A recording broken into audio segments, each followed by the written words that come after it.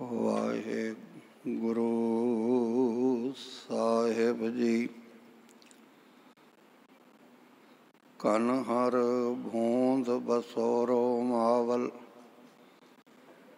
ਕੁਸਮ ਬਸੰਤ ਗਨਤ ਨ ਆਵੈ।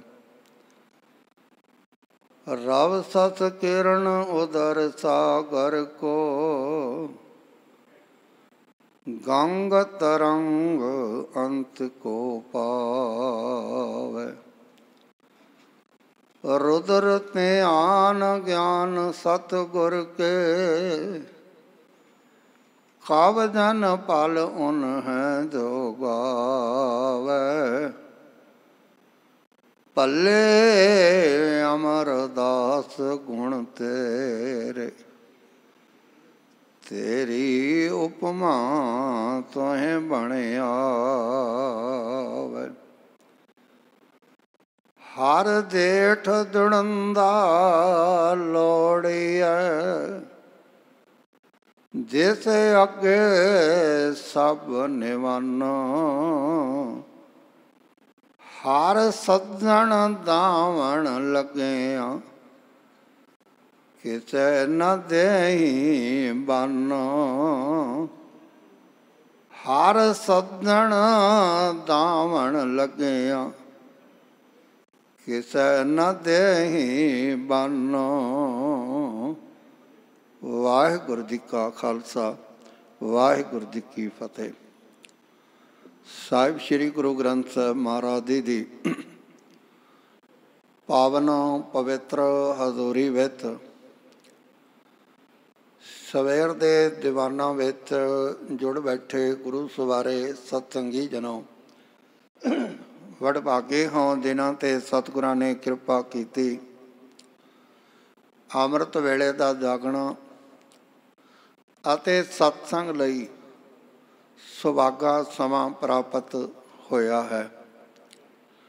ਬਾਬਾ ਕਬੀਰ ਜੀ ਦਾ ਬਚਨ ਹੈ ਕਿ ਕਬੀਰ ਏਕ ਘੜੀ ਆਦਿ ਘੜੀ, ਆਦਿ ਹੋਂ ਤੇ ਆਦ ਭਗਤਨ ਸੇਤੀ ਗੋਸ਼ਟੇ, ਜੋ ਕੀਨੇ ਸੋ ਲਾਭ।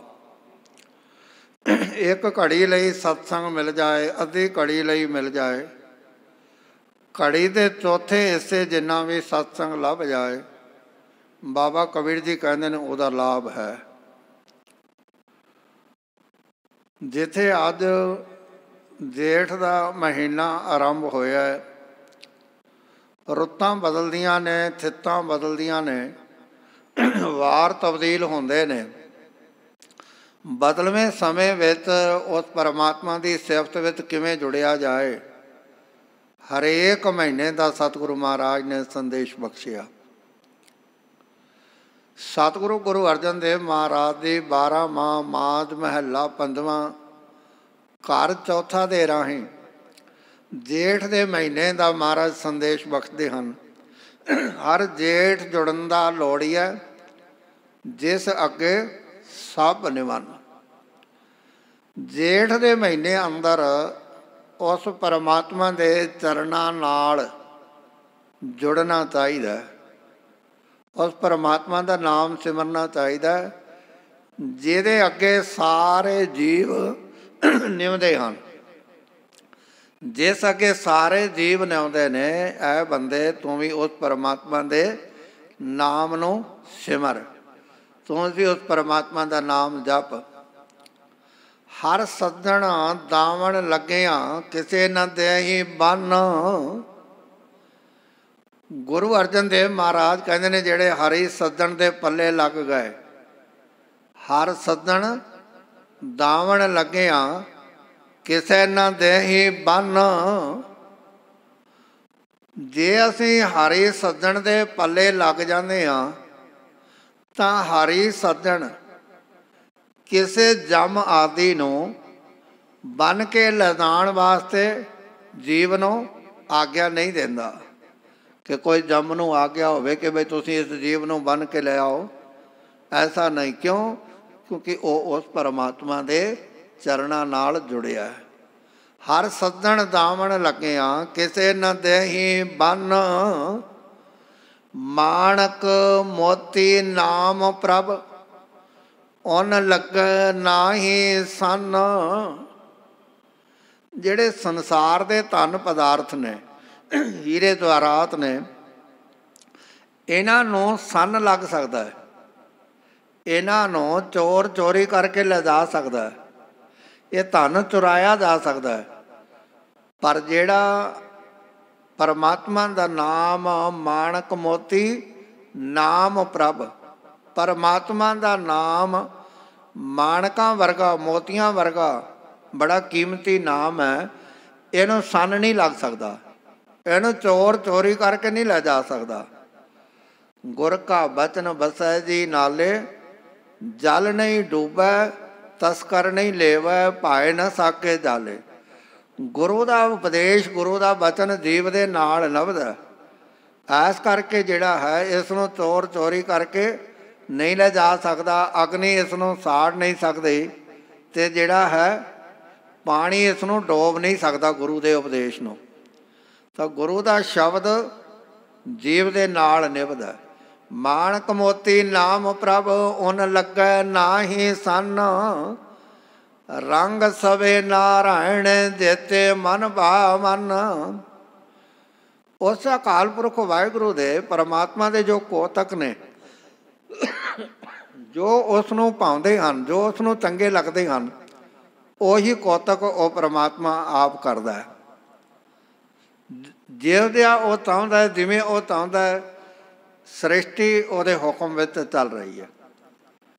ਉਹਦੇ ਹੁਕਮ ਦੇ ਵਿੱਚ ਹੀ ਸੁੱਖ ਨੇ, ਦੁੱਖ ਨੇ, ਖੁਸ਼ੀਆਂ ਨੇ, ਗਮੀਆਂ ਨੇ, ਉਹਦੇ ਹੁਕਮ ਵਿੱਚ ਹੈ। ਤਾਂ ਸਤਿਗੁਰੂ ਪਾਤਸ਼ਾਹ ਕਹਿੰਦੇ ਨੇ ਪ੍ਰਭ ਡੋਰੀ ਹਾਥ ਤੁਮਾਰੇ। ਅਸੀਂ ਜੀਆਂ ਦੀ ਡੋਰ ਉਸ ਪਰਮਾਤਮਾ ਦੇ ਹੱਥ ਵਿੱਚ ਹੈ।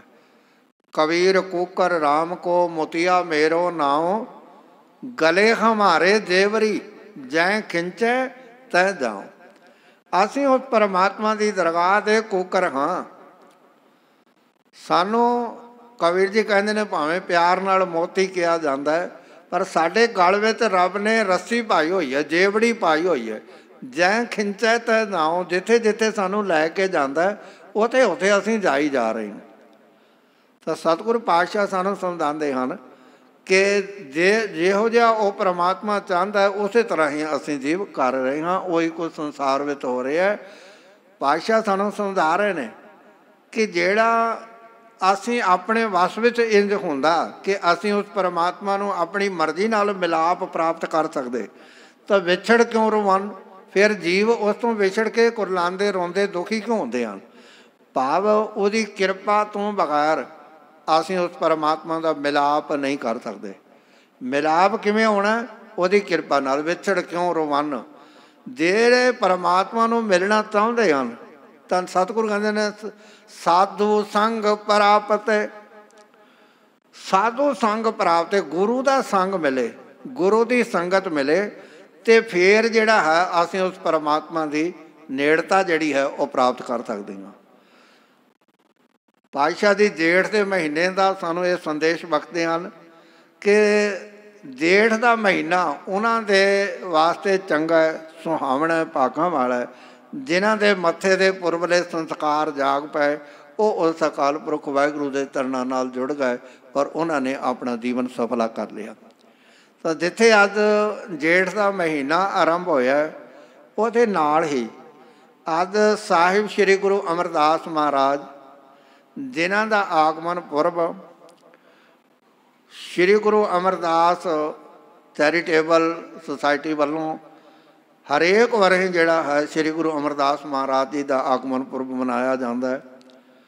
ਸਾਹਿਬ ਸ਼੍ਰੀ ਗੁਰੂ ਅਮਰਦਾਸ ਮਹਾਰਾਜ ਜੀ, ਜਿਨ੍ਹਾਂ ਦਾ ਅਵਤਾਰ ਪਿੰਡ ਬਾਸਰਕੇ ਵਿਖੇ, ਅਜੋਕੇ ਸਮੇਂ ਵਿੱਚ ਬਾਸਰਕੇ ਗਿਲਾਂ ਵੀ ਉਹਨੂੰ ਕਿਹਾ ਜਾਂਦਾ ਹੈ, ਉੱਥੇ ਪਿਤਾ ਸ਼੍ਰੀ ਤੇਜਵਾਨ ਜੀ ਦੇ ਘਰ ਮਾਤਾ ਲక్ష్ਮੀ ਜੀ ਦੀ ਕੁੱਖੋਂ ਸੰਨ 1479 ਦੇ ਵਿੱਚ ਸਤਿਗੁਰੂ ਪਾਤਸ਼ਾਹ ਜੀ ਦਾ ਅਵਤਾਰ ਹੋਇਆ ਪਿੰਡ ਬਾਸਰਕੇ ਵਿਖੇ। ਪਿਤਾ ਪੁਰਖ ਖੇਤੀ ਦਾ ਕਿੱਤਾ ਵੀ ਸੀ ਅਤੇ ਵਪਾਰ ਵੀ ਕਰਦੇ ਸਨ। ਬਹੁਤ ਸਾਰੇ ਐਸੇ ਜਿਹੜੇ ਨੇ ਲੋਕ ਜਿੱਥੇ ਪਿੰਡਾਂ ਵਿੱਚ ਰਹਿੰਦੇ ਨੇ ਹੁਣ ਵੀ, ਉਹ ਨਾਲ ਦੇ ਨਾਲ ਕੋਈ ਕਾਰੋਬਾਰ ਵੀ ਕਰ ਲੈਣਾ, ਹੱਟੀ ਵੀ ਕਰ ਲੈਣੀ ਅਤੇ ਨਾਲ ਕਿਰਸਾਨੀ ਵੀ ਕਰ ਲੈਣੀ। ਇਸ ਤਰੀਕੇ ਦੇ ਨਾਲ ਇਹਨਾਂ ਦਾ ਜਿਹੜਾ ਹੈ ਕਾਰੋਬਾਰ ਚੱਲਦਾ ਸੀ। ਪਿਤਾ ਪੁਰਖੀ ਧਾਰਮਿਕ ਰੁਚੀ ਵਾਲੇ ਸਨ, ਸ਼ੁਰੂ ਤੋਂ ਧਾਰਮਿਕ ਸੁਭਾਅ ਸੀ ਪਰਿਵਾਰ ਦਾ, ਔਰ ਆਪਣੀ ਕਿਰਤ ਕਮਾਈ ਦੇ ਵਿੱਚੋਂ ਜੋ ਸੇਵਾ ਕਰਨੀ, ਦਸਵੰਧ ਕੱਢਣਾ ਅਤੇ ਇਹ ਲੋੜਵੰਦਾਂ ਦੀ ਸਹਾਇਤਾ ਕਰਨੀ, ਅਤੇ ਨਾਲ ਹੀ ਪਿਤਾ ਪੁਰਖੀ ਸੁਭਾਅ ਸੀ ਜਿਹੜਾ ਹਿੰਦੂ ਮੱਤ ਦੀਆਂ, ਸਨਾਤਨ ਮੱਤ ਦੀਆਂ ਰੀਤੀਆਂ ਸਨ, ਉਹਨਾਂ ਦੇ ਮੁਤਾਬਕ ਜਿਹੜਾ ਹੈ ਉਹਨਾਂ ਨੇ ਤੀਰਥ ਯਾਤਰਾਵਾਂ ਵੀ ਕਰਨੀਆਂ ਅਤੇ ਨਾਲ ਦਾਨ ਪੁੰਨ ਵੀ ਕਰਨੇ। ਇੰਝ ਚੱਲਦਾ ਰਿਹਾ। ਵੈਸੇ ਪਿੰਡ ਬਾਸਰਕੇ ਵਿਖੇ ਦੋ ਮੁੱਖ ਤੌਰ 'ਤੇ ਬਿਰਾਦਰੀਆਂ ਸਨ। ਇੱਕ ਤਾਂ ਜਿਹੜਾ ਹੈ ਖੱਤਰੀ ਸਿੰਘਾਂ ਦਾ ਪਰਿਵਾਰ ਰਹਿੰਦੇ ਸਨ, ਦੂਜੇ ਜਿਹੜਾ ਹੈ ਕਿਰਸਾਨ ਜੱਟ ਸਿੱਖ, ਇਹ ਪਰਿਵਾਰ ਜਿਹੜੇ ਹੈ ਉਸ ਪਿੰਡ ਦੇ ਵਿੱਚ ਮੁੱਖ ਤੌਰ 'ਤੇ ਰਹਿੰਦੇ ਸਨ। ਅਤੇ ਇੱਕ ਦੂਜੇ ਦੇ ਨਾਲ ਬੜੀ ਨੇੜਤਾ ਸੀ, ਜਿੱਥੇ ਵਪਾਰ ਕਰਦੇ ਸਨ, ਰਲ ਕੇ ਕਿਰਸਾਨੀ ਕਰਨੀ ਪਿੰਡ ਦੇ ਵਿੱਚ। ਅਤੇ ਸੇਵਾ ਭਾਵ ਸੀ ਪਿਤਾ ਸ਼੍ਰੀ ਤੇਜਮਾਨ ਜੀ ਦੇ ਅੰਦਰ। ਅਤੇ ਗੁਰੂ ਅਮਰਦਾਸ ਮਹਾਰਾਜ ਦੇ 4 ਭਰਾ ਸਨ, ਤਾਂ ਆਪਸ ਵਿੱਚ ਰਲ ਕੇ ਵਪਾਰ ਕਰਨਾ। ਗੁਰੂ ਅਮਰਦਾਸ ਮਹਾਰਾਜ ਦੇ ਸਮੇਂ ਦੇ ਨਾਲ ਜਦੋਂ ਪਿਤਾ ਸ਼੍ਰੀ ਤੇਜਮਾਨ ਵਡੇਰੀ ਉਮਰ ਦੇ ਹੋ ਗਏ, ਤਾਂ ਹਰ ਇੱਕ ਵਰੇ ਜਿਵੇਂ ਤੀਰਥ ਯਾਤਰਾ 'ਤੇ ਜਾਇਆ ਕਰਦੇ ਸਨ ਪਿਤਾ ਸ਼੍ਰੀ ਤੇਜਮਾਨ ਜੀ, ਹੁਣ ਬਾਬਾ ਅਮਰਦਾਸ ਜੀ ਉਸ ਯਾਤਰਾ 'ਤੇ ਜਾਣ ਲੱਗ ਗਏ। ਅਤੇ ਉਦੋਂ ਜਿਹੜੇ ਲੋਕ ਯਾਤਰਾਵਾਂ ਕਰਦੇ ਸਨ, ਅਤੇ ਰਾਹ ਦੇ ਵਿੱਚ ਜਿਹੜੇ ਕੁਝ ਸਰਮਾਏਦਾਰ ਲੋਕ ਹੁੰਦੇ ਸਨ, ਜਾਂ ਜਿਨ੍ਹਾਂ ਦੇ ਅੰਦਰ ਇਹ ਭਾਵਨਾ ਹੁੰਦੀ ਸੀ ਮਨੁੱਖਤਾ ਦੀ ਸੇਵਾ ਕਰਨ ਦੀ, ਤਾਂ ਰਾਹ ਦੇ ਵਿੱਚ ਉਹਨਾਂ ਨੇ ਧਰਮਸ਼ਾਲਾ ਬਣਾਈਆਂ ਹੁੰਦੀਆਂ ਸਨ। ਉੱਥੇ ਜਾ ਕੇ ਲੋਕ ਰਾਹ ਦੇ ਵਿੱਚ ਵਿਸ਼ਰਾਮ ਕਰਨਾ, ਠਹਿਰਨਾ, ਅਤੇ ਉਸ ਤੋਂ ਬਾਅਦ ਜਿਹੜਾ ਆਪਣੇ ਸਫ਼ਰ 'ਤੇ ਚਲੇ ਜਾਣਾ। ਔਰ ਉੱਥੇ ਜਿਹੜੀਆਂ ਧਰਮਸ਼ਾਲਾ ਸਨ, ਉਹਨਾਂ ਦੇ ਜਿਹੜੇ ਕਰਿੰਦੇ ਹੁੰਦੇ ਸਨ, ਉਹ ਕਰਿੰਦੇ ਜਿਹੜੇ ਹੈ ਬਈ ਜਦੋਂ ਉਹਨਾਂ ਨੇ ਸੇਵਾ ਸੰਭਾਲ ਕਰਨੀ, ਤਾਂ ਜਿਹੜੇ ਮੁਸਾਫਰ ਨੇ ਜਾਣਾ, ਥੋੜ੍ਹੀ ਬਹੁਤ ਮਾਇਆ ਜਿਹੜੀ ਹੈ ਉਹਨਾਂ ਨੇ ਦੇ ਜਾਣੀ, ਉਹਦੇ ਨਾਲ ਉਹਨਾਂ ਦੀਆਂ ਆਪਣੀਆਂ ਲੋੜਾਂ ਵੀ ਪੂਰੀਆਂ ਹੋ ਜਾਂਦੀਆਂ ਸਨ, ਅਤੇ ਧਰਮਸ਼ਾਲਾ ਦੀ ਸਫਾਈ ਦਾ ਪ੍ਰਬੰਧ ਜਾਂ ਸੇਵਾ ਦਾ ਪ੍ਰਬੰਧ ਜਿਹੜਾ ਹੈ ਉਹ ਜਾਰੀ ਰਹਿੰਦਾ ਸੀ। ਤਾਂ ਬਾਬਾ ਅਮਰਦਾਸ ਜੀ ਲਗਾਤਾਰ ਇਸ ਤਰ੍ਹਾਂ ਯਾਤਰਾਵਾਂ ਕਰਦੇ ਰਹੇ, ਔਰ ਹਰੇਕ ਸਾਲ ਤੁਸੀਂ ਇਹ ਸਮਝੋ ਕਿ 20 ਵਰ੍ਹੇ ਲਗਾਤਾਰ ਬਾਬਾ ਅਮਰਦਾਸ ਜੀ ਹਰਿਦੁਆਰ ਯਾਤਰਾ 'ਤੇ ਜਾਣਾ ਉਹਨਾਂ ਨੇ। ਹੁਣ ਉਹਦੇ ਨਾਲ ਕੁਝ ਐਸੇ ਲੋਕ ਜਿਹੜੇ ਕਿ ਆਮ ਤੌਰ 'ਤੇ ਸਾਧੂ ਸੰਤ ਹੁੰਦੇ ਸਨ, ਜਿਨ੍ਹਾਂ ਨੇ ਗ੍ਰਸਤ ਨਹੀਂ ਸੀ ਕੀਤਾ ਹੁੰਦਾ, ਬ੍ਰਹਮਚਾਰੀ ਲੋਕ ਹੁੰਦੇ ਸਨ, ਔਰ ਇਸ ਤਰ੍ਹਾਂ ਦੇ ਸਾਧੂ ਸੰਤ ਨਾਲ ਮਿਲ ਜਾਂਦੇ ਸਨ ਅਤੇ ਰਲ ਕੇ ਸਫ਼ਰ ਕਰ ਲੈਣਾ। ਤਾਂ ਇਹ ਸਫ਼ਰ ਇਸ ਤਰ੍ਹਾਂ ਉਹਨਾਂ ਦਾ ਜਾਰੀ ਰਿਹਾ ਬਾਬਾ ਅਮਰਦਾਸ ਜੀ ਦਾ। ਇੱਕ ਦਿਨ ਉਹ ਇੱਕ ਸਰਾਂ ਦੇ ਵਿੱਚ ਠਹਿਰੇ, ਅਤੇ ਉਸ ਸਰਾਂ ਦਾ ਜਿਹੜਾ ਸੇਵਾਦਾਰ ਹੈ ਪੰਡਿਤ ਦੁਰਗਾ ਦਾਸ, ਮਹਾਰਾਜ ਗੁਰੂ ਅਮਰਦਾਸ ਪਾਤਸ਼ਾਹ ਜੀ ਆਰਾਮ ਕਰ ਰਹੇ ਸਨ ਅਤੇ ਸਰਾਂ ਦੇ ਵਿੱਚ। ਅਤੇ ਜਿਹੜਾ ਪੰਡਿਤ ਦੁਰਗਾ ਦਾਸ ਹੈ ਉਹ ਕੁਝ ਜਿਹੜਾ ਹੈ ਸ਼ਾਸਤਰ ਵਿੱਦਿਆ ਦਾ ਜਾਣਕਾਰੀ ਰੱਖਦਾ ਸੀ, ਜੋਤਿਸ਼ ਵਿੱਦਿਆ ਦੀ। ਉਹਨੇ ਗੁਰੂ ਅਮਰਦਾਸ ਮਹਾਰਾਜ ਜੀ ਦੇ ਚਰਨ ਵੇਖੇ, ਅਤੇ ਚਰਨ ਵੇਖ ਕੇ ਨਾ ਉਹਨਾਂ ਨੂੰ ਕਿਆਸ ਲੱਗਿਆ ਕਿ ਵੀ ਸ਼ਾਇਦ ਹੋ ਸਕਦਾ ਹੈ ਇਹ ਕਿਸੇ ਮੁਲਕ ਦੇ ਬਾਦਸ਼ਾਹ ਬਣਨਗੇ, ਇਹ ਬਾਦਸ਼ਾਹ ਬਣ ਗਏ, ਜਾਂ ਇਹ ਬਾਦਸ਼ਾਹ ਨੇ, ਜਾਂ ਫਿਰ ਇੱਕ ਬਹੁਤ ਵੱਡੇ ਮਹਾਂਪੁਰਖ ਨੇ, ਜਾਂ ਇਹਨਾਂ ਨੇ ਮਹਾਂਪੁਰਖ ਪ੍ਰਗਟ ਹੋਣਾ। ਬਾਬਾ ਅਮਰਦਾਸ ਦੀ ਸਰਾਂ ਵਿੱਚ ਰਹੇ ਜਦੋਂ ਜਾਣ ਲੱਗੇ, ਤਾਂ ਕੁਝ ਮਾਇਆ ਜਿਹੜੀ ਹੈ ਉਹ ਪੰਡਿਤ ਦੁਰਗਾ ਦਾਸ ਨੂੰ ਦੇਣ ਲੱਗੇ। ਪੰਡਿਤ ਦੇ ਮਨ ਵਿੱਚ ਆਇਆ, ਜੇ ਮੈਂ ਮਾਇਆ ਲੈ ਲੈਣਾ ਵਾਂ, ਹੁਣ ਤਾਂ ਥੋੜ੍ਹੀ ਹੈ, ਜੇ ਇਹ ਬਾਦਸ਼ਾਹ ਹੋਣਗੇ ਅਤੇ ਉਦੋਂ ਇਹਨਾਂ ਕੋਲ ਮੰਗੀਏ ਤਾਂ ਬਹੁਤ ਸਾਰੀ ਮਾਇਆ ਜਿਹੜੀ ਆ ਪ੍ਰਾਪਤ ਕੀਤੀ ਜਾ ਸਕਦੀ ਹੈ। ਉਹਨਾਂ ਨੇ ਕਿਹਾ ਬਾਬਾ ਅਮਰਦਾਸ ਜੀ ਨੂੰ, ਬਾਈ ਤੁਸੀਂ ਰਹਿਣ ਦਿਓ, ਕੋਈ ਗੱਲ ਨਹੀਂ। ਕਹਿਣ ਲੱਗੇ ਨਹੀਂ, ਕਹਿੰਦੇ ਕੋਈ ਨਹੀਂ, ਜਦੋਂ ਮੈਨੂੰ ਲੋੜ ਹੋਏਗੀ ਨਾ ਮੈਂ ਲੈ ਲਵਾਂਗਾ, ਚੇਤੇ ਰੱਖਿਓ, ਤੁਸੀਂ ਯਾਦ ਰੱਖਿਓ। ਅਤੇ ਇਸ ਤਰ੍ਹਾਂ ਕਰਕੇ ਉਹ ਮਾਇਆ ਲਈ ਨਾ ਪੰਡਿਤ ਦੁਰਗਾ ਦਾਸ ਨੇ।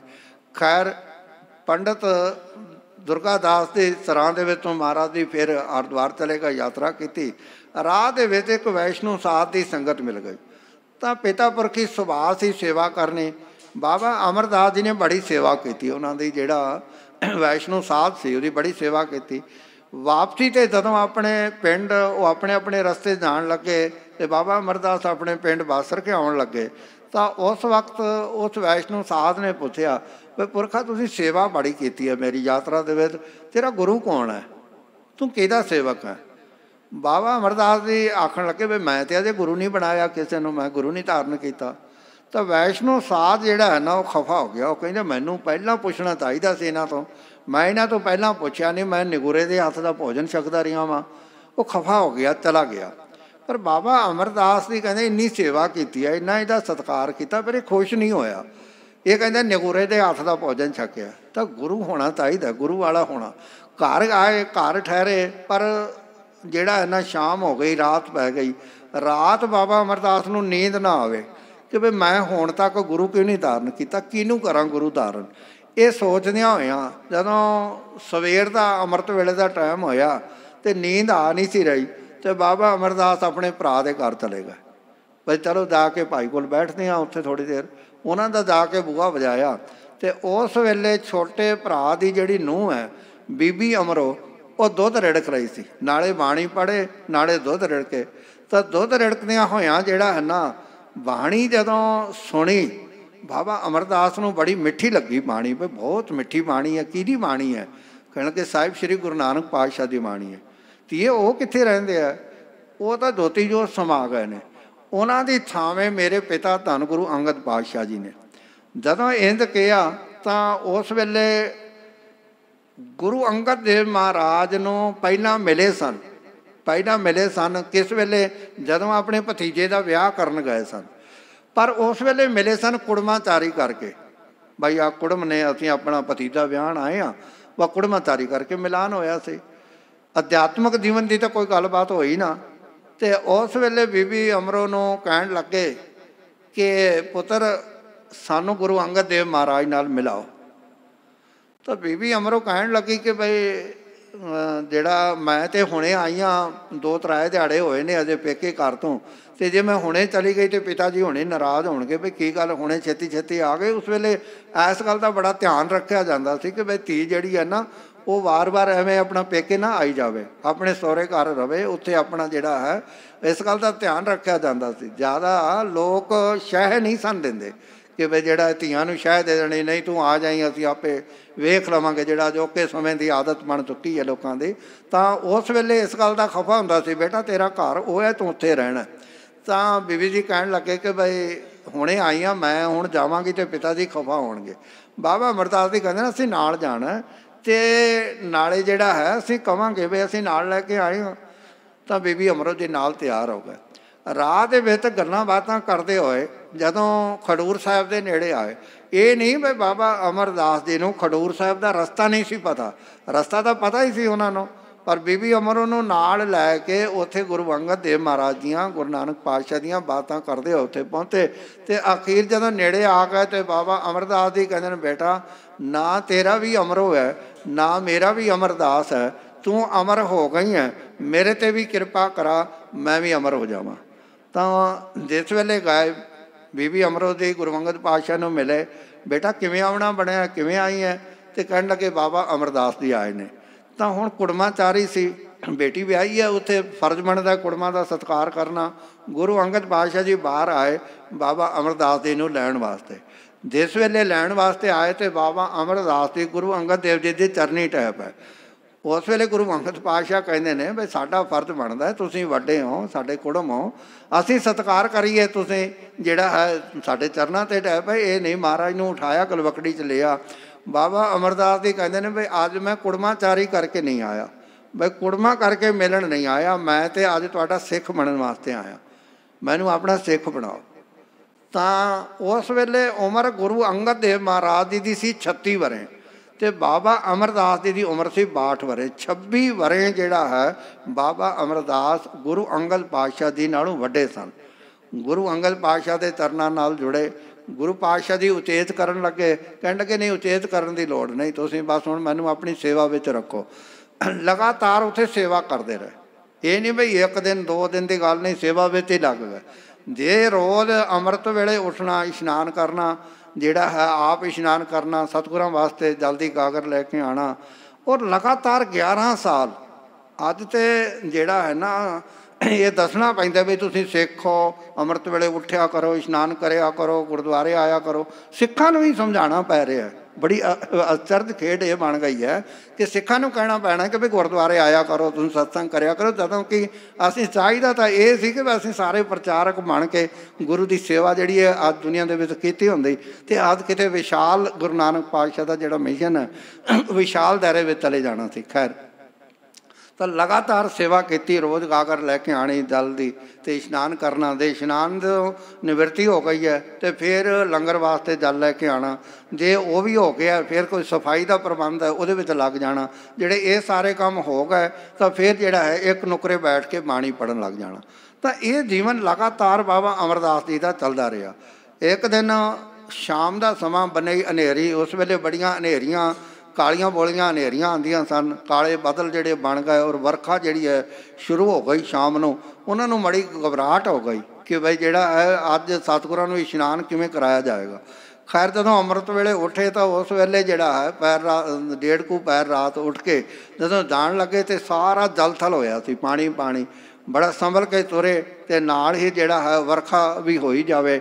बाबा अमरदास जी गागर लैके जदों आ रहे सन ते राह दे विच जुलाहियां दे घर पैंदे ने, उत्थे आए सारा जल थल होया सी, पता नहीं लग्या। वो खड्डियां जिहड़ियां सन नीवीं थां सी खड्डियां, वो ते बाबा अमरदास जी डिग पए, खड़ाक होया। एक आवाज़ आई जिहड़ी है ना अंदरों आवाज़ दित्ती है दुलाही ने, कहंदे जी जिहड़ा है कौन है। जदों दुलाही ने कहा कौन है, दुलाही कहंदी है कौन होवेगा, अमरू निथावां। कहंदी अमरू निथावां कुड़मा तारी दा पानी पिया ढोंदा। गुरु अमरदास महाराज जी खड्डी तो बाहर निकले, गागर संभाली, पर मुख तो वचन आके कि कमलीए किसी वेले तो मैं निथावां सा, मैं मनदा पर किसी वेले मैं निथावां सा, मेरा कोई थां नहीं सी, पर अज मैं थां वाला वां, अज मैं गुरु वाला वां। पर यह वचन मुख तो आखे गए भाई कमलीए, बस ये आखण की समय सी कि वह जिहड़ी जुलाई है वह चली हो गई, कमली हो गई। गुरु अमरदास बाबा अमरदास जी आए, गुरु अंगद पातशाह जी उस वेले चौंकी ते खड़े सन इशनान लई, समा हो चुका सी। वेखो जिहड़ा गुरु का सिख है, गुरु की बाणी तो गुरु के जीवन तो ये सिक्ख्या लैनी है। मीह होवे हनेरी होवे झक्खड़ होवे समय सिर गुरु के सिख ने उठ जाना है, भाई इशनान का समा हो गया, इशनान करिए आपां। तो इस तरह गुरु अंगद पातशाह जी उड़ीक कर रहे सन, बाबा अमरदास जी आए तो उस वेले कहन लगे बाबा अज कुछ समा वध नहीं लग गया, अज तो कुछ लेट हो गए हो। तो बाबा अमरदास जी कहन लगे सतगुरु जी अज ना मैं डिग पिया सा, अज मैं डिग पिया था। गुरु अंगद पातशाह जी कहन लगे बाबा असीं इस समय की उड़ीक कर रहे सां, वो दिन कदों आवे जिस दिन तुसीं डिग पवो। असीं उस दिन की उड़ीक कर रहे सां, जिस दिन तुसीं डिग पवोगे उस दिन ही उठा के तख्त ते बिठा देंगे। गुरु अंगद पातशाह ने उस वेले बख्शिशां की वर्खा कर दी। बाबा अमरदास निमाणियां दे माण, निताणियां दे ताण, निओटियां दी ओट, निआसरियां दे आसरे, 12 बख्शिशां जिहड़ियां ने उस वेले गुरु अंगद पातशाह ने बाबा अमरदास जी उत्ते कीतियां ते समा आउण ते बाबा अमरदास जी नूं गुरता गद्दी ते सुभायमान कर दिता। तो इस तरह अज असीं गुरु अमरदास महाराज जिन्हां दा इह पुरब आपां मना रहे हाँ, उन्हां दे जीवन दीयां घटनावां जिवें जिवें आपां ते करिए तो उन्हां दे विच सानूं जिहड़ा है इह सिक्ख्या जिहड़ी मिलेगी उन्हां दे जीवन विचों। क्योंकि गुरु अंगद पातशाह ने हुक्म लाया सी बाबा अमरदास नूं कि तुसीं एक नवां नगर वसाओ गोविंदवाल। उत्थे गोविंद जिहड़ा है खत्तरी मरवाह सी बिरादरी दा, वो आया कहना महाराज मेरे कोल जमीन है और बड़ी है, मुख सड़क ते है, मुख रस्ते ते है, लाहौर नूं जांदा रस्ता है, लोकां दा आवाजावी बहुत है, पर ना तो कोई जमीन लैंदा है, ना उत्थे कोई वाही करदा है, ना कोई नगर वसाण दे विच मदद करदा। मैं चाहना इत्थे नगर वस जावे तो जमीन महाराज मेरे को वाधू है, अपना तुसीं जिहड़ा है ये जमीन लै लो तो कोई नगर वसा दो। लोग डरदे है भाई इत्थे ओपरियां पराइयां बेगानियां रूहां रहिंदियां ने, भूत प्रेत रहिंदे ने। हुण इहो जिहे कर्म कांड दूर करने महाराज जी तां आए इस संसार विच ते कारजां लई सन कि लोकां दे वहम भरम पखंड कर्म कांड दूर करने ने। तो बाबा अमरदास जी नूं ये सेवा दित्ती भाई तुसीं जाओ तो उत्थे नवां नगर वसाओ। तो ये जिहड़ा गोविंदवाल साहब है, गोविंद नाम सी उस मरवाहे खतरी का। तो महाराज ने उत्थे फिर नाम भी कहा उन्होंने नाम ते ही रख दिता। सतगुरु पातशाह जी ने गोविंदवाल साहिब असें सत्कार वजों कहने ये नगर वसाया सी। तो जदों गुरता गद्दी ते सुभायमान होए उस वेले ये वचन जिहड़ा है सतगुरु महाराज गुरु अंगद पातशाह ने कहा भाई तुसीं हुण इत्थे नहीं रहना, खडूर साहब नहीं रहना, क्योंकि खडूर साहब जिहड़ा है भाई दातू जी विरोधता करते सन। वो ये कहते सन कि भी सानू मिले गुरता करती। गुरु नानक पातशाह के पुत्र भी कोशिश करते रहे, बाबा श्री चंद, बाबा लक्ष्मी दास। गुरु नानक पातशाह ने कहा छड्डो तुसीं इत्थे रहो ही ना, इत्थे जिहड़ा है करतारपुर साहब वस गया, इत्थे नगर स्थान बन गया, ये प्रचारक केंद्र हो गया। अगला नगर तुसीं अपना खडूर साहब जाके प्रचार करो। इन्हां ने तुहानूं करन नहीं देना काम। बाबा श्री चंद ने, बाबा लक्ष्मी दास ने तुहानूं विरोधता करी जानी है, इन्हां ने इत्थे रहण दिओ, तुसीं छड्डो इत्थों, तुसीं जाओ खडूर साहब। गुरु अंगद पातशाह जी खडूर साहब उन्होंने नवां नगर वसाया। हुण महाराज कहंदे ने जिहड़ा गुरु अमरदास महाराज ने तुसीं इत्थे ना रहो, ये भाई दासू इन्हां ने काम नहीं करन देना तुहानूं, इस करके तुसीं छड्डो इत्थों, तुसीं गोविंदवाल साहब टिकाणा बनाओ, तुसीं केंद्र गोविंदवाल साहब नूं रखो। उत्थे चले गए, उत्थे महाराज दी संगतां हुण जुड़न लग गईआं, हज़ारां संगतां जुड़ जाण। ਤਾਂ ਭਾਈ ਦਾਤੂ ਤੇ ਭਾਈ ਦਾਸੂ ਨੂੰ ਹਾਲਾਂਕਿ ਮਾਤਾ ਜੀ ਬੜਾ ਸਮਝਾਉਂਦੇ ਸਨ, ਪਰ ਨਾ ਹੀ ਸਮਝ ਆ ਰਹੀ ਸੀ ਉਹਨਾਂ ਨੂੰ। ਇੱਕ ਦਿਨ ਭਾਈ ਦਾਤੂ ਜੀ ਆ ਗਏ ਗੋਇੰਦਵਾਲ ਸਾਹਿਬ, ਹਜ਼ਾਰਾਂ ਸੰਗਤਾਂ ਬੈਠੀਆਂ ਨੇ, ਤੇ ਉਸ ਵੇਲੇ ਆ ਕੇ ਜਿਹੜਾ ਹੈ ਨਾ ਗੁਰੂ ਅਮਰਦਾਸ ਮਹਾਰਾਜ ਦੀ ਉਮਰ 73 ਵਰ੍ਹੇ ਦੀ ਸੀ ਜਦੋਂ ਗੁਰਤਾ ਗੱਦੀ 'ਤੇ ਬੈਠੇ। 11 ਸਾਲ ਲਗਾਤਾਰ ਸੇਵਾ ਕੀਤੀ, 73 ਵਰ੍ਹੇ ਦੀ ਉਮਰ 'ਤੇ ਗੁਰਤਾ ਗੱਦੀ 'ਤੇ ਬੈਠੇ। ਤਾਂ ਜਿਸ ਵੇਲੇ ਉਹ ਗੁਰਤਾ ਗੱਦੀ 'ਤੇ ਬੈਠੇ ਨੇ, ਸੰਗਤਾਂ ਹਜ਼ਾਰਾਂ ਪ੍ਰਵਚਨ ਸੁਣ ਰਹੀਆਂ ਨੇ, ਤਾਂ ਮਨ ਦੇ ਵਿੱਚ ਈਰਖਾ, ਦਵੇਸ਼, ਨਫ਼ਰਤ ਦੇ ਭਾਂਬੜ ਜਿਹੜੇ ਆ ਉਹ ਭਾਈ ਦਾਤੂ ਜੀ ਦੇ ਬਲ ਪਏ। ਆਉਂਦੇ ਹੀ ਉਹ ਗੁਰੂ ਦਰਬਾਰ ਵਿੱਚ ਆਏ, ਗੁਰੂ ਅਮਰਦਾਸ ਮਹਾਰਾਜ ਨੂੰ ਜ਼ੋਰ ਦੀ ਲੱਤ ਮਾਰ ਦਿੱਤੀ। ਗੁਰੂ ਅਮਰਦਾਸ ਮਹਾਰਾਜ ਦੀ ਬਿਰਧ ਉਮਰ 'ਤੇ ਡਿੱਗ ਪਏ। ਪਾਤਸ਼ਾਹ ਜੀ ਕਹਿਣ ਲੱਗੇ ਕਿ ਭਾਈ ਦਾਤੂ ਜੀ ਨੂੰ, ਬਈ ਤੇਰੀ ਉਮਰ ਬੜੀ ਛੋਟੀ ਹੈ, 20 ਕੁ ਸਾਲ ਦੀ ਉਮਰ ਸੀ ਭਾਈ ਦਾਤੂ ਦੀ, ਅਤੇ ਮੇਰਾ ਜਿਹੜਾ ਸਰੀਰ ਹੈ ਉਹ ਬੜਾ ਕਠੋਰ ਹੈ, ਵਡੇਰੀ ਉਮਰ ਹੈ, ਕਿਤੇ ਤੁਹਾਨੂੰ ਜਿਹੜਾ ਨਾ ਸੱਟ ਲੱਗ ਗਈ ਹੋਵੇਗੀ, ਉਰੇ ਕਰੋ ਮੈਂ ਪੈਰ ਨੂੰ ਘੁੱਟ ਦੇਣਾ ਵਾ, ਪੈਰ ਉਰੇ ਕਰੋ ਮੈਂ ਘੁੱਟ ਦੇਣਾ ਵਾ। ਅੱਤ ਦੀ ਨਿਮਰਤਾ ਸੀ ਗੁਰੂ ਅਮਰਦਾਸ ਮਹਾਰਾਜ ਜੀ ਦੇ ਅੰਦਰ। ਤਾਂ ਉਸ ਵੇਲੇ ਜਿਹੜਾ ਹੈ ਗੁਰੂ ਅਮਰਦਾਸ ਮਹਾਰਾਜ ਜੀ ਉੱਠ ਕੇ ਚਲੇ ਗਏ ਉੱਥੋਂ। ਦੇ ਸੰਗਤਾਂ ਨੂੰ ਇਸ਼ਾਰਾ ਕਰਦੇ, ਉਸੇ ਵੇਲੇ ਭਾਈ ਦਾਤੂ ਦਾ ਤੁੰਬਾ ਕਰ ਦੇਣਾ ਸੀ ਸੰਗਤਾਂ ਨੇ, ਪਰ ਨਹੀਂ, ਗੁਰੂ ਅਮਰਦਾਸ ਉੱਠ ਕੇ ਚਲੇ ਗਏ। ਭਾਈ ਦਾਤੂ ਜੀ ਉੱਥੇ ਤਖ਼ਤ 'ਤੇ ਬੈਠ ਗਏ। ਹੁਣ ਗੁਰੂ ਅਮਰਦਾਸ ਜੀ ਜਦੋਂ ਚਲੇ ਗਏ, ਸੰਗਤਾਂ ਵੀ ਉੱਠ ਕੇ ਚਲੀਆਂ ਗਈਆਂ। ਤਾਂ ਰਾਤ ਨੂੰ ਗੁਰੂ ਅਮਰਦਾਸ ਮਹਾਰਾਜ ਜੀ ਗੋਇੰਦਵਾਲ ਸਾਹਿਬ ਛੱਡ ਕੇ ਹੀ ਚਲੇ ਗਏ। ਉਹ ਆਪਣੇ ਕੋਠੇ ਪਿੰਡ ਉੱਥੇ ਚਲੇ ਗਏ, ਜਾ ਕੇ ਬਾਸਰ ਕੇ ਜਿਹੜਾ ਹੈ ਇੱਕ ਕੋਠੇ ਦੇ ਵਿੱਚ ਉੱਥੇ ਜਾ ਕੇ ਮਹਾਰਾਜ ਜੀ ਉੱਥੇ ਰਹਿਣ ਲੱਗ ਗਏ। ਤਾਂ ਬਾਬਾ ਬੁੱਢਾ ਸਾਹਿਬ ਜੀ ਤੋਂ ਸੰਗਤਾਂ ਨੇ ਪੁੱਛਿਆ ਕਿ ਸਤਿਗੁਰੂ ਮਹਾਰਾਜ ਜੀ ਕਿੱਥੇ ਨੇ, ਮਹਾਰਾਜ ਜੀ ਕਿੱਥੇ ਨੇ? ਤੇ ਕਹਿਣ ਲੱਗੇ ਵੀ ਸਾਨੂੰ ਤਾਂ ਕੋਈ ਪਤਾ ਨਹੀਂ ਹੈਗਾ। ਖੈਰ ਇਸ ਤਰ੍ਹਾਂ ਦਾ ਬਾਬਾ ਬੁੱਢਾ ਸਾਹਿਬ ਜੀ ਨੂੰ ਇੱਕ ਗੁਰੂ ਨਾਨਕ ਪਾਤਸ਼ਾਹ ਨੇ ਬਖਸ਼ਿਸ਼ ਕੀਤੀ ਸੀ। ਸਤਿਗੁਰੂ ਮਹਾਰਾਜ ਨੇ ਕਿਹਾ ਸੀ ਵੀ ਤੁਹਾਥੋਂ ਕਦੇ ਓਹਲੇ ਨਾ ਹੋ ਸਾਂ, ਤੁਹਾਥੋਂ ਕਦੇ ਓਹਲੇ ਨਹੀਂ ਹੋਵਾਂਗਾ, ਭਾਵ ਕਿ ਤੁਸੀਂ ਜਦੋਂ ਵੀ ਚਾਹੋ ਤੁਹਾਡੇ ਨੇੜੇ। ਤਾਂ ਅੰਤਰ ਧਿਆਨ ਹੋ ਕੇ ਬਾਬਾ ਬੁੱਢਾ ਸਾਹਿਬ ਜੀ ਉਸ ਵੇਲੇ ਕਹਿਣ ਲੱਗੇ ਭਾਈ ਇਸ ਵੇਲੇ ਬਾਸਰ ਕੇ ਪਿੰਡ ਕੋਠਾ ਸਾਹਿਬ ਜਿਹੜਾ ਹੈ ਉੱਥੇ ਨੇ। ਬਾਬਾ ਅਮਰਦਾਸ ਦੀ ਸੰਗਤਾਂ ਨਾਲ ਗਈਆਂ, ਉੱਥੇ ਬਾਹਰ ਲਿਖਿਆ ਸੀ ਭਾਈ ਜਿਹੜਾ ਇਹ ਬੂਹਾ ਖੋਲ੍ਹੇ ਉਹ ਗੁਰੂ ਤੋਂ ਬੇਮੁਖ, ਇਹ ਬੂਹਾ ਨਹੀਂ ਖੋਲ੍ਹਣਾ ਇੱਥੋਂ। ਤਾਂ ਫਿਰ ਬਾਬਾ ਬੁੱਢਾ ਸਾਹਿਬ ਜੀ ਨੇ ਪਿਛਲੇ ਪਾਸੋਂ ਸੰਨ ਲਾਇਆ ਅਤੇ ਉੱਥੋਂ ਜਿਹੜਾ ਹੈ ਉਹ ਮਗੋਰਾ ਕੱਢ ਕੇ ਅਤੇ ਫਿਰ ਜਾ ਕੇ ਬਾਬਾ ਅਮਰਦਾਸ, ਗੁਰੂ ਅਮਰਦਾਸ ਮਹਾਰਾਜ ਨੂੰ ਮਿਲੇ, ਬੇਨਤੀ ਕੀਤੀ। ਫਿਰ ਗੁਰੂ ਅਮਰਦਾਸ ਜੀ ਬਾਹਰ ਆਏ, ਸੰਗਤਾਂ ਨੂੰ ਦਰਸ਼ਨ ਕੀਤੇ। ਭਾਈ ਦਾਤੂ ਜੀ ਜਿਹੜੇ ਸਨ 2-3 ਦਿਨ ਉੱਥੇ ਰਹੇ, ਜਿਹੜਾ ਗੁਰੂ ਘਰ ਦਾ ਸਮਾਨ ਸੀ ਉਹ ਵੀ ਲੈ ਗਏ। ਉਹ ਰਾਹ ਦੇ ਵਿੱਚ ਵੱਖਰੀ ਗੱਲ ਹੈ, ਉਹਨਾਂ ਨੂੰ ਚੋਰਾਂ ਨੇ ਲੁੱਟ ਲਿਆ ਅੱਗੋਂ। ਤਾਂ ਇਸ ਤਰ੍ਹਾਂ ਜਿਹੜਾ ਹੈ ਉਹ ਉੱਥੋਂ ਚਲੇ ਗਏ। ਜਿਹੜੇ ਪੈਰ ਜਿਹੜਾ ਲੱਤ ਮਾਰੀ ਸੀ ਗੁਰੂ ਅਮਰਦਾਸ ਜੀ ਨੂੰ, ਭਾਈ ਦਾਤੂ ਦੀ ਉਹ ਲੱਤ ਨਹੀਂ ਠੀਕ ਹੋਈ ਸਾਰੀ ਉਮਰ, ਉਹ ਪੈਰ ਦੁਖਦਾ ਹੀ ਰਿਹਾ ਉਹਨਾਂ ਦਾ। ਤਾਂ ਇਸ ਤਰ੍ਹਾਂ ਜਿਹੜਾ ਹੈ ਫਿਰ ਗੁਰੂ ਅਮਰਦਾਸ ਮਹਾਰਾਜ ਦੀ ਗੋਇੰਦਵਾਲ ਸਾਹਿਬ ਵਿਖੇ ਆਏ, ਸਿੱਖੀ ਦਾ ਪ੍ਰਚਾਰ ਕੀਤਾ। ਗੁਰੂ ਪਾਤਸ਼ਾਹ ਜੀ ਨੇ 22 ਮੰਦੀਆਂ ਸਥਾਪਿਤ ਕੀਤੀਆਂ ਸਨ, 22 ਪ੍ਰਚਾਰਕ ਬਣਾਏ ਸਨ ਵੱਖ ਵੱਖ ਇਲਾਕਿਆਂ ਦੇ ਵਿੱਚ ਸਿੱਖੀ ਦਾ ਪ੍ਰਚਾਰ ਕਰਨ ਵਾਸਤੇ। ਉਹਨਾਂ ਨੇ 22 ਪ੍ਰਚਾਰਕ ਨਿਯੁਕਤ ਕੀਤੇ ਸਨ, ਉਹ ਅਲੱਗ-ਅਲੱਗ ਥਾਵਾਂ 'ਤੇ ਜਾਣਾ, ਉਹਨਾਂ ਨੇ ਸਿੱਖੀ ਦਾ ਪ੍ਰਚਾਰ ਕਰਨਾ। 52 ਪੀੜੇ ਬਣਾਏ ਗੁਰੂ ਅਮਰਦਾਸ ਮਹਾਰਾਜ ਨੇ। 17 ਰਾਗਾਂ ਦੇ ਵਿੱਚ ਗੁਰੂ ਅਮਰਦਾਸ ਮਹਾਰਾਜ ਨੇ ਬਾਣੀ ਉਚਾਰਨ ਕੀਤੀ। ਸਾਨੂੰ ਸਤਿਗੁਰੂ ਮਹਾਰਾਜ ਦੀ ਹਰੇਕ ਸਿਧਾਂਤ ਦੇ ਨਾਲ ਮਹਾਰਾਜ ਨੇ ਗੁਰਮੁਖ ਦੇ ਜੀਵਨ ਨੂੰ ਦੱਸਿਆ ਬਈ ਉਹ ਸਿੱਖ ਹੈ ਜਿਹੜਾ ਗੁਰੂ ਦੇ ਚਰਨਾਂ ਨਾਲ ਜੁੜਿਆ ਰਹਿੰਦਾ। ਤਾਂ ਸਤਿਗੁਰੂ ਪਾਤਸ਼ਾਹ ਨੇ ਜਿੱਥੇ ਗੁਰਮੁਖ ਦਾ ਜੀਵਨ ਦੱਸਿਆ, ਉੱਥੇ ਜਿਹੜੇ ਬੇਮੁਖ ਨੇ, ਜੇ ਕੋ ਗੁਰ ਤੇ ਬੇਮੁਖ ਹੋਵੇ ਮੈਨ ਸਤਿਗੁਰ ਮੁਕਤ ਨਾ ਪਾਵੇ। ਮਹਾਰਾਜ ਨੇ ਸਾਨੂੰ ਇਹ ਸਮਝਾਇਆ, ਸਰੀਰ ਦੇ ਬਾਰੇ ਦੱਸਿਆ, ਇਹ ਸਰੀਰਾ ਮੇਰਿਆ ਇਸ ਜਗ ਮੈਂ ਆਇ ਕੇ ਕਿਆ ਤੁਧ ਕਰਮ ਕਮਾਇਆ, ਕਿ ਕਰਮ ਕਮਾਇਆ ਤੁਧ ਸਰੀਰਾ ਜਾਂ ਤੂੰ ਜਗ ਮੈਂ ਆਇਆ। ਜਿਨ ਹਰ ਤੇਰਾ ਰਚਨ ਰਚਿਆ ਸੋ ਹਰ ਮਨ ਨਾ ਵਸਾਇਆ। ਜਿਹਨੇ ਤੈਨੂੰ ਬਣਾਇਆ, ਰਚਨਾ ਕੀਤੀ ਹੈ, ਤੂੰ ਉਸ ਨੂੰ ਯਾਦ ਨਹੀਂ ਕਰਦਾ, ਉਹਨੂੰ ਚੇਤੇ ਨਹੀਂ ਕਰਦਾ। ਹੋਗਾ। ਕੰਨਾਂ ਨੂੰ ਸਮਝਾਇਆ ਹੇ ਸਰਵਣੋ ਮੇਰਿਓ ਸਾਤੇ ਸੁਣਨੇ ਨੂੰ ਪਠਾਏ।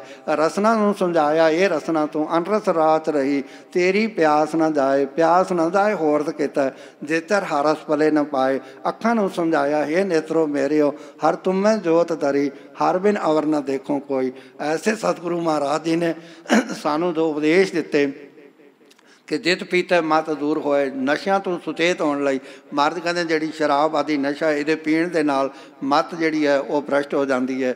ਮਹਾਰਾਜ ਕਹਿੰਦੇ ਬੋਲ ਕਬੋਲ ਮਨੁੱਖ ਬੋਲਣ ਲੱਗ ਜਾਂਦਾ। ਜਿਤ ਪੀਤੇ ਮਤ ਦੂਰ ਹੋਏ ਬਰਲ ਪਵੈ ਪਿਤਾਏ ਆਪਣਾ ਪਰਾਇਆ ਨ ਪਛਾਣੇ ਖਸਮੋਂ ਧੱਕੇ ਖਾਏ ਝੂਠਾ ਮਦ ਮੂਲ ਨਾ ਪਿਚਈ ਜੇ ਕਾ ਪਾਰ ਵਸਾਏ।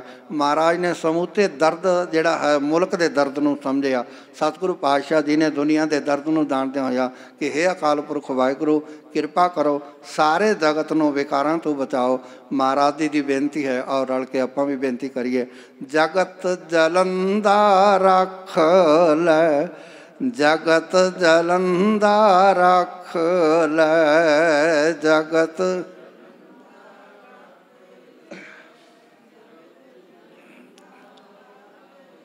ਆਪਣੀ ਕਿਰਪਾ ਧਾਰ ਆਪਣੀ ਕਿਰਪਾ ਧਾਰ ਆਪਣੀ ਕਿਰਪਾ ਧਾਰ ਆਪਣੀ ਕਿਰਪਾ ਧਾਰ ਜਿਤ ਦੁਆਰੈ ਓਬਰ ਜਿਤ ਦੁਆਰੈ ਓਬਰ ਤਿਤ ਲਿਓ ਉਵਾਰ ਤਿਤ ਲਿਓ ਉਵਾਰ। ਗੁਰੂ ਅਮਰਦਾਸ ਮਹਾਰਾਜ ਜੀ ਦੇ ਆਗਮਨ ਪੁਰਬ ਦੀਆਂ ਸਮੂਹ ਸੰਗਤ ਨੂੰ ਲੱਖ ਲੱਖ ਵਧਾਈਆਂ। ਭੁੱਲ ਚੁੱਕਦੀ ਖਿਮਾ। ਵਾਹਿਗੁਰੂ ਜੀ ਕਾ ਖਾਲਸਾ ਵਾਹਿਗੁਰੂ ਜੀ ਕੀ ਫਤਿਹ। ਰਾਮ ਕਲੀ ਮਹਿਲਾ ਤੀਜਾ। ਆਨੰਦ ਇੱਕ ਓਂਕਾਰ ਸਤਿਗੁਰ ਪ੍ਰਸਾਦ। ਆਨੰਦ ਭਇਆ ਮੇਰੀ ਮਾਏ ਸਤਿਗੁਰੂ ਮੈਂ ਪਾਇਆ। ਸਤਿਗੁਰ ਤਾਂ ਪਾਇਆ ਸਹਿ ਛੇਤੀ ਮਨ ਵਜੀਆਂ ਵਧਾਈਆਂ। ਰਾਗ ਰਤਨ ਪਰਵਾਰ ਭਰੀਆਂ ਸ਼ਬਦ ਗਾਵਣ ਆਈਆਂ। ਸ਼ਬਦੋ ਤੰਗਾਉ ਹਰੀ ਕੇਰਾ ਮਨ ਜਿਨੀ ਵਸਾਇਆ। ਕਹਿ ਨਾਨਕ ਆਨੰਦ ਹੋਆ ਸਤਿਗੁਰੂ ਮੈਂ ਪਾਇਆ। ਕੀ ਮਨ ਮੇਰਿਆ ਤੂੰ ਸਦਾ ਰਹੋ ਹਰ ਨਾਲੇ। ਹਰ ਨਾਲ ਰਹਾਂ ਤੂੰ ਮਨ ਮੇਰੇ ਦੁੱਖ ਸਭ ਵਿਸਾਰਨਾ। ਅੰਗੀਕਾਰੋ ਕਰੇ ਤੇਰਾ ਕਾਰਜ ਸਭ ਸਵਾਰਨਾ। ਸਭਨਾ ਗਲਾਂ ਸਮਰੱਥ ਸੁਆਮੀ ਸੋ ਕਿਉ ਮਨੋ ਵਿਸਾਰੇ। ਕਹੇ ਨਾਨਕ ਮਨ ਮੇਰੇ ਸਦਾ ਰਹੋ ਹਰ ਨਾਲੇ। ਇਹ ਸਾਚੇ ਸਾਹਿਬਾ ਕਿਆ ਨਹੀਂ ਕਰ ਤੇਰੇ। ਕਰਤਾ ਤੇਰੇ ਸਭ ਕੁਛ ਹੈ ਜਿਸ ਦੇ ਸੋ ਪਾਵੇ। ਸਦਾ ਸਿਫਤ ਸਲਾਹ ਤੇਰੀ ਨਾਮ ਮਨ ਵਸਾਵੇ। ਨਾਮ ਜਿਨ ਕਾ ਮਨ ਵਸਿਆ ਵਾਜੀ ਸ਼ਬਦ ਕੰਧੇਰੇ। ਇਹ ਕਹਿ ਨਾਨਕ ਸੱਚੇ ਸਾਹਿਬ ਕਿਆ ਨਹੀਂ ਕਰ ਤੇਰੇ। ਸਾਚਾ ਨਾਮ ਮੇਰਾ ਆਧਾਰੋ। ਸਚ ਨਾਮ ਆਧਾਰ ਮੇਰਾ ਜਿਨ ਭੁੱਖਾਂ ਸਭ ਗਵਾਈਆਂ। ਕਲ ਸ਼ਾਂਤ ਸੁਖ ਮਨ ਆਇ ਵਸਿਆ ਜਿਨ ਇੱਛਾ ਸਭ ਪੁਜਾਈਆਂ। ਸਦਾ ਕੁਰਬਾਨ ਕੀਤਾ ਗੁਰ ਵਿਟਾਂ ਜਿਸ ਦੀਆਂ ਇਹ ਵਡਿਆਈਆਂ। ਕਹਿ ਨਾਨਕ ਸੁਣੋ ਸੰਤੋ ਸ਼ਬਦ ਧਰੋ ਪਿਆਰੋ। ਸਾਚਾ ਨਾਮ ਮੇਰਾ ਆਧਾਰੋ। ਵਾਜੇ ਪੰਚ ਸ਼ਬਦ ਤਿਤ ਘਰ ਸੁਭਾਗੇ ਘਰ ਸੁਭਾਗੇ ਸ਼ਬਦ ਵਾਜ ਕਾਲਾ ਜਿਤ ਕਰ ਧਾਰਿਆ। ਪੰਜ ਦੋਤ ਤੁਧ ਵਸ ਕੀਤੇ ਕਾਲ ਕੰਟਕ ਮਾਰਿਆ। ਹਰ ਕਰਮ ਪਾਇਆ ਤੂ ਜਿਨ ਕਾ ਸੇ ਨਾਮ ਹਰ ਕੈ ਲਾਗੇ। ਇਹ ਕਹਿ ਨਾਨਕ ਤੈ ਸੁਖ ਹੋਆ ਤਿਤ ਘਰ ਅਨਹਦ ਵਾਦੇ। ਆਨੰਦ ਸੁਨੋ ਵਡ ਭਾਗਿਓ ਸਗਲ ਮਨੋਰਥ ਪੂਰੇ। ਇਹ ਪਾਰ ਬ੍ਰਹਮ ਪ੍ਰਭ ਪਾਇਆ ਉਤਰੇ ਸਗਲ ਵਿਸੂਰੇ। ਦੁਖ ਰੋਗ ਸੰਤਾਪ ਉਤਰੇ ਸੁਣੀ ਸੱਚੀ ਬਾਣੀ। ਸੰਤ ਸਾਜਨ ਭੈ ਸਰਸੇ ਪੂਰੇ ਗੁਰ ਤੇ ਜਾਣੀ। ਸੁਣਤੇ ਪਨੀਤ ਕਹਤੇ ਪਾਵਤ ਸਤ ਗੁਰ ਰਿਹਾ ਭਰਪੂਰੇ। ਬੇਨਵੰਤ ਨਾਨਕ ਗੁਰ ਚਰਨ ਲਾਗੇ ਵਾਜੇ ਅਨਹਦ ਤੂਰੇ। ਸੁਣਤੇ ਪੁਨੀਤ ਕਹਿਤੇ ਪਵਿੱਤ ਸਤਿਗੁਰ ਰਿਆ ਭਰਪੂਰ ਬਿਨਵੰਤ ਨਾਨਕ ਗੁਰ ਚਰਨ ਲਾਗੇ ਵਾਜੇ ਅਨਹਦ ਤੂਰੇ। ਵਾਹਿਗੁਰੂ ਜੀ ਕਾ ਖਾਲਸਾ ਵਾਹਿਗੁਰੂ ਜੀ ਕੀ ਫਤਿਹ।